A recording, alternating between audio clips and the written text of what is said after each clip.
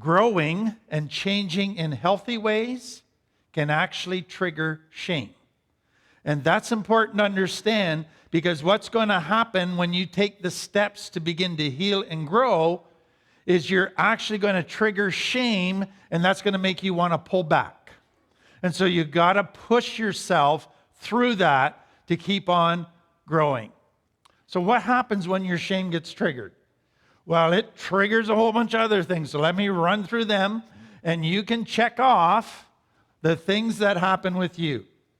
So the first thing shame triggers is how we think. So we can go from thinking in a healthy, very clear, good way, but once shame gets triggered, our thoughts become obsessive.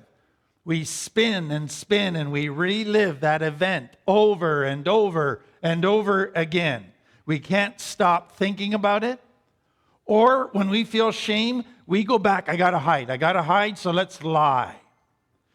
Or our thinking goes to telling ourselves lies, and that is, you're useless, you can't do anything right, nobody's ever gonna want you, and it's all distorted, but our thinking becomes telling ourselves all the lies about ourselves.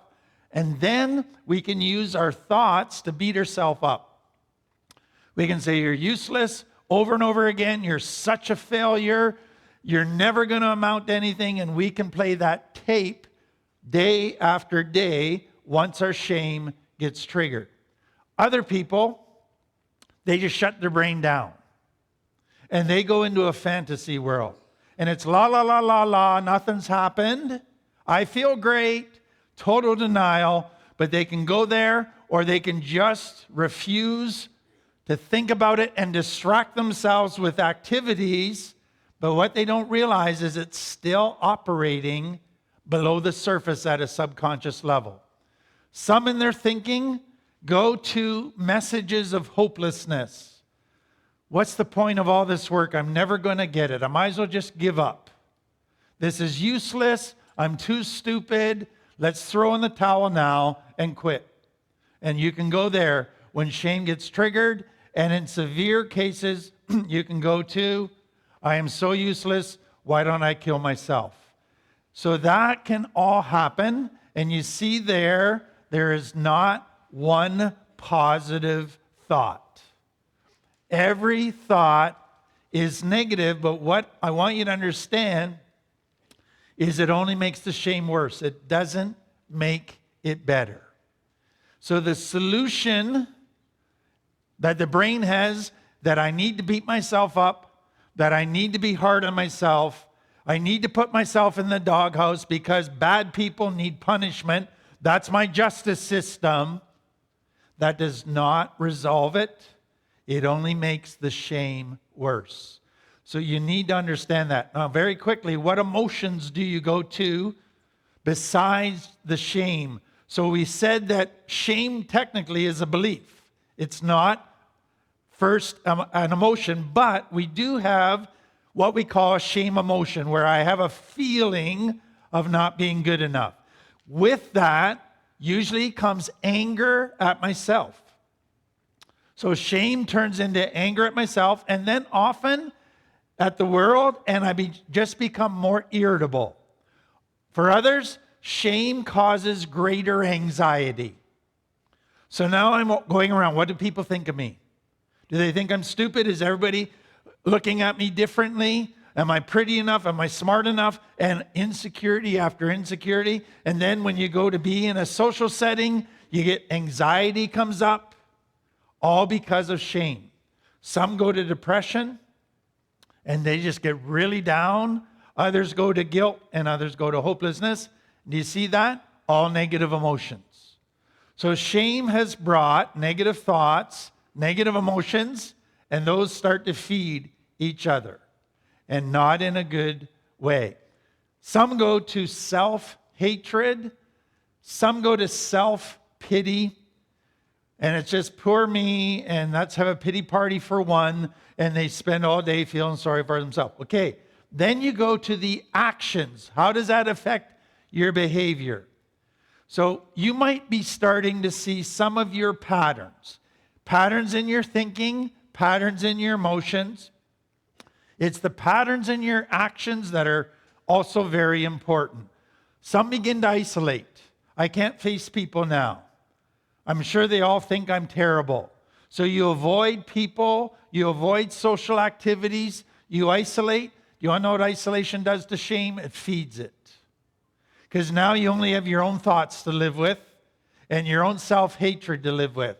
Some become very negative when they're in shame mode. They become negative about everything. Nothing is good enough. They are critical. They focus on the negative. They lose all objectivity, and everything gets distorted in a negative way. Some go to childhood ways of dealing with shame. They might eat their feelings away. They might self-harm. They might sleep, whatever. They can do all those kind of things. Some immediately start putting masks back on. I can't let people see this, so let's be happy all the time. Let's be super competent. Let's be a people pleaser. Let's change how people think of me. That doesn't work, but some do it. Many go, it doesn't bother me, even though it does. Some go to self-harm, and they can sabotage good things in their life once their shame is triggered. So they start beating themselves up, and then they go, I don't deserve a good job, a good relationship. I don't deserve a good life. Let's sabotage everything. Others want to lash out not just at themselves, but anybody close. And so when you're in shame mode, you usually hurt those closest to you. And you want to know what happens afterwards? That makes your shame and your guilt even worse. Some become busy with distractions. I don't want to feel, I just want to do. Some medicate, and shopping therapy is what some go to when they're feeling shame. Others start risk-taking behaviors. So let's do something that flirts with destruction and see if it happens. Some, when they're in shame, can become very impulsive and make rash decisions. Some relapse. And what I said at the very beginning is this: I've never seen anybody stay clean and sober if they don't deal with shame. Because shame will ultimately, over a period of years, train you that the only way to deal with your shame is to drink or use and numb it out. So if you think of your drinking and using, for many of you, it was a solution to shame. You didn't feel like you belonged, so you drank and you felt like you're part of the group. You felt socially awkward and shy, so you drank to be the life of the party. You were trying to solve your shame with drugs and alcohol. And your brain will still want to go back there today. And that's important to be aware of. So, self-awareness. So you can take that home. You can kind of map out your main shame triggers. And then you can see what you do in your thinking, emotions, and actions once your shame is triggered. And I don't give you this just so you can say, okay, now I know all of this about myself.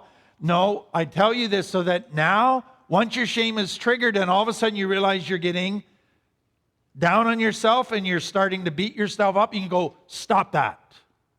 And you can catch yourself before it progresses. Or you feel yourself saying, I can't face people, I'm going to isolate. You go, no, I'm going to force myself to go with friends that I know are safe, and I'm not going to give in to the shame impulse.